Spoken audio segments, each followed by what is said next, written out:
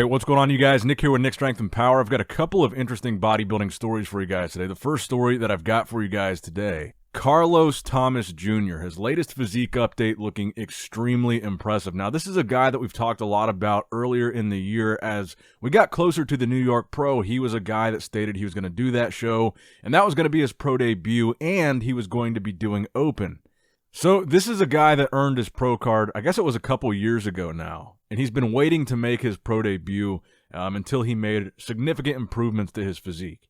But even back when he won his pro card, he generated a lot of conversation because he was really, really good. He was very complete. He's a shorter guy, but for a 212 build, or a 212 frame, maybe I should say, he had some really standout body parts, particularly his legs and his arms. His extremities are like very round, bubbly, extreme, impressive points to his physique, particularly when you look at his legs and you look at how small of a waist he has. It's pretty impressive that he's been able to achieve that level of leg development, that level of size, without sacrificing much of his shape at all. And in this latest update, that was really the thing that stood out to me most, was just the insane size of his legs. And while they're these big, round, crazy, full quads, he's got cross striations and pretty deep separations in his legs right now. So I asked him, and he answered, when is his next competition? Because unfortunately, he had to sit out the New York Pro because he had some health issues, some gastrointestinal issues, if I'm not mistaken, that were kind of creating some digestive problems for him. So he told me that he's thinking about doing either Chicago or Tampa, or depending on these digestive issues and how they improve, at what rate they improve, possibly a show after that. So it still looks like he's on track to try to qualify for the Olympia. And I think Chicago would be a very interesting show for him because there's another bodybuilder at that show making their pro debut, Justin Shire, that a lot of people are talking about as well. And like I said, we're kind of in this era of bodybuilding right now where it's a very transitional phase. These young up-and-coming guys are taking over. So I hope that everything goes okay with his recovery and with his health, and he's able to get back on track in time to do, I think Chicago specifically would be a really fun show to see him do, as far as just being a fan of bodybuilding myself.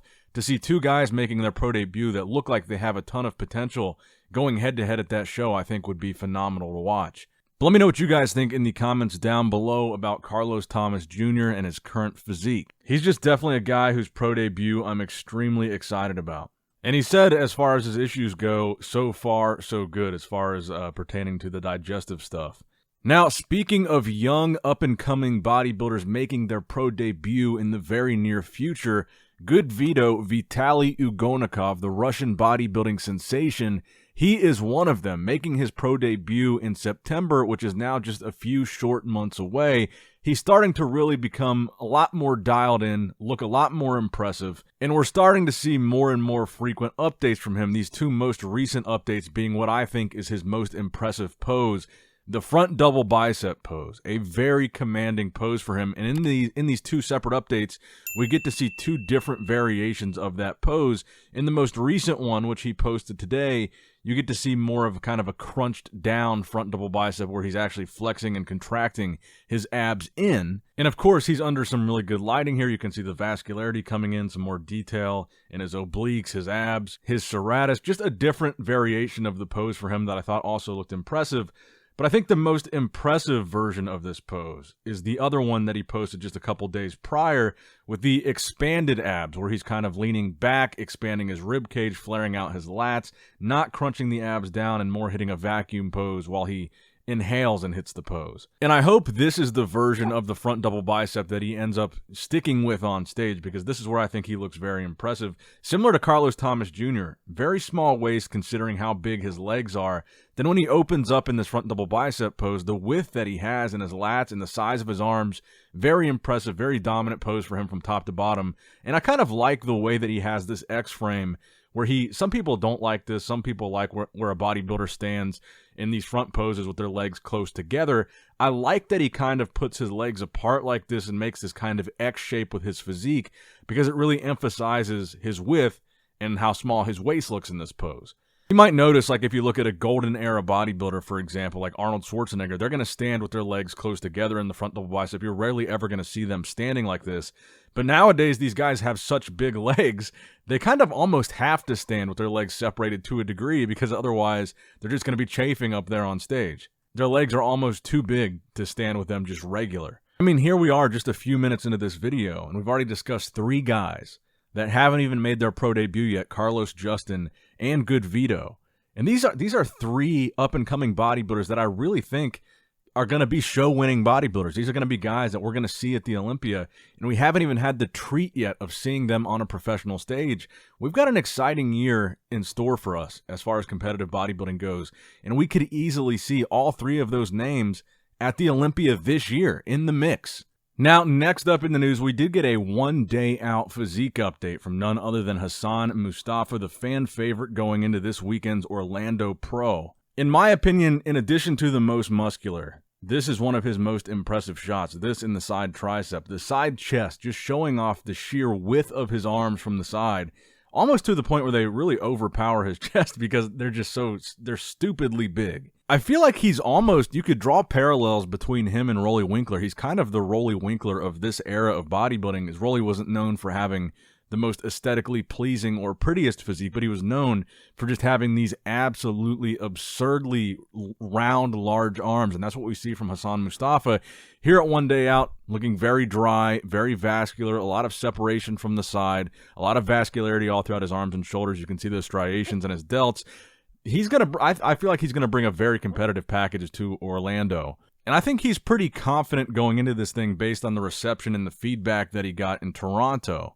Even though a lot of people felt like he was robbed at that Toronto Pro, I think he was still probably happy to be in that mix and battling with Ian that closely. Because Ian really is becoming, at this point, a much more seasoned Olympia veteran than Hassan as far as being at the top shows, performing at the highest level, and placing within that top 10, placing high at the Arnold Classic, winning shows. Ian has been at that level a lot longer than Hassan has. Hassan is kind of arriving at that level now, so I'm sure he was still happy to be in that mix. So I still think Hassan is the favorite to win here, but there's another guy in this lineup that I've been impressed by with his updates, and that is Stanimal, Stan DeLongnu. So for the past several months now, he's been posting updates where he has looked significantly bigger. He's really been fully completing this transition to open bodybuilding and putting on size. And to me, the version that we've been seeing of Stan in these updates, this is the most recent one, is just a significant higher level of muscularity from him. And clearly, you know, at some of the previous shows, I feel like he was getting kind of overlooked, out-muscled, looked a little bit small in some of the previous open lineups that he competed in. But not only can you tell that in this time that he's taken off, he's added a substantial amount of size, he looks like he's in really good shape. So he's got quality, conditioned stage muscle here. And I wouldn't be surprised, based on seeing this lineup, if Stanimal is in the mix and probably in that first call-out. So while I do still think this is going to be a pretty favorable lineup as far as Hassan's chances of winning this show, there's guys in here that could surprise us, and I think Stanimal is one of them. So that's going to wrap it up for the video today, guys. I hope you did enjoy it. Let me know your Orlando Pro predictions, because tomorrow we're going to find out the results. So let me know in the comments below. Make sure you like the video, subscribe to the channel, and click that bell notification icon if you have not already. And as always, I love you guys, appreciate you guys. Nick Strength and Power signing out.